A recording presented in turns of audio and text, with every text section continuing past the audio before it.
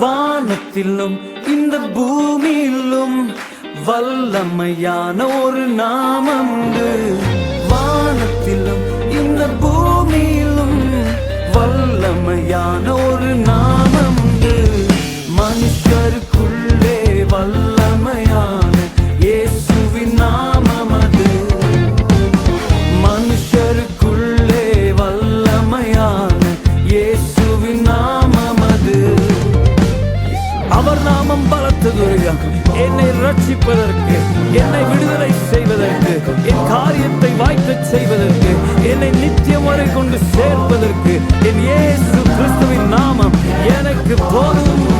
இயேசு நாமம் எனக்கு போதும்.